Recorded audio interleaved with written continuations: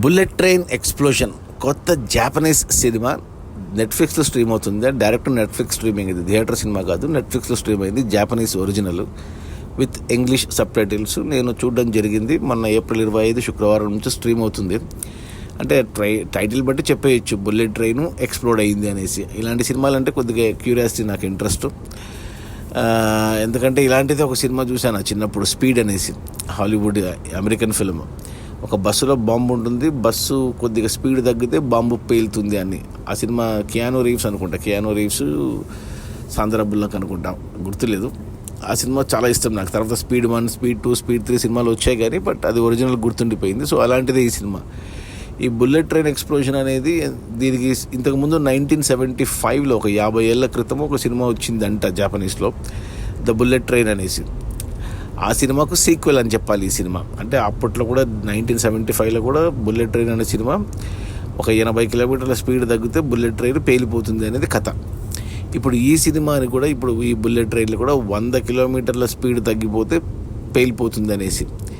So ఒక ప్రాంతం నుంచి టోక్యోకి, రాజధాని టోక్యోకి ట్రైన్ స్టార్ట్ అవుతుంది. సినిమా స్టార్టింగ్లోనే మనకు పాయింట్లోకి వెళ్ళిపోయింది సినిమా.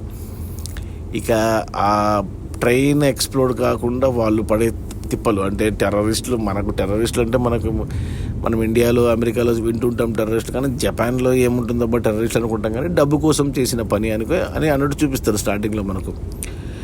సో ఆ ట్రైన్ ఆగకుండా వెళ్ళాలి, ప్రతి స్టేషన్లో ఆగాలంటే ట్రైన్లు ఉంటాయి స్టేషన్లో, వాటిని దారి మళ్లించాలి. సో ఇలాంటివన్నీ కొద్దిగా టెన్షన్గా వెళ్ళింది. మొదటి గంట మాత్రం చాలా గ్రిప్పింగ్గా వెళ్ళింది సినిమా. అంటే యాక్టర్లు కొద్దిగా ఓవర్ యాక్టింగ్ కొద్దిగా సరిపోలేదు కానీ, బట్ ఆ ఈవెంట్స్ మాత్రం కొద్దిగా ఇంట్రెస్ట్గా వెళ్ళాయి. మొదటి 1 అవర్ బుల్లెట్ ట్రైన్ ఎక్స్ప్లోషన్లో బాగా తీసుకెళ్లారు. ఆ 1 అవర్ తర్వాత అయిపోయింది సినిమా. యాక్చువల్ చెప్పాలంటే బాంబు ఎక్స్ప్లోడ్ అయిపోయింది, అంటే బయటికి తీశారు, ప్యాసింజర్లు సేఫ్, అంతా ఓకే.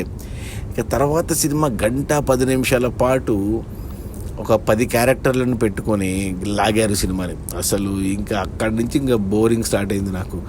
ఎవరు చేశారు, ఎందుకు చేశారు, ఇవంతా నాకు అస్సలు ఇంకా బోర్ అయిపోయింది. ఎందుకంటే మొదటి గంటలోనే సినిమా అయిపోయింది, స్టార్ట్ అయ్యింది 1 అవర్లో, అంత సేఫ్, కథ సుఖాంతము. ఆ తర్వాత మిగతా 1:10 మాత్రం చాలా చాలా బోరింగ్గా, చాలా ల్యాగ్ అనిపించింది. యాక్చువల్గా 1.5 అవర్లో సినిమా కంప్లీట్ చేసిండాల్సింది సినిమాను.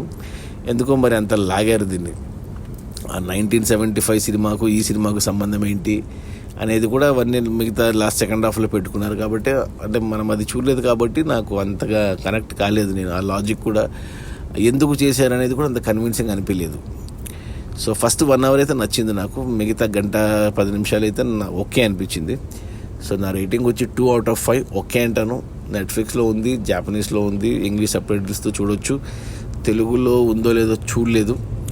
సో ఫ్యామిలీతో చూడొచ్చు అంటే చూడొచ్చు, నో ప్రాబ్లం. సో చూడాలనుకుంటే చూసేయండి నెట్ఫ్లిక్స్లో. నాకైతే ఓకే అనిపించింది. నా రేటింగ్ వచ్చి 2/5. అది ఈ bullet train explosion Japanese cinema with English subtitles, streaming on Netflix. Okay, bye.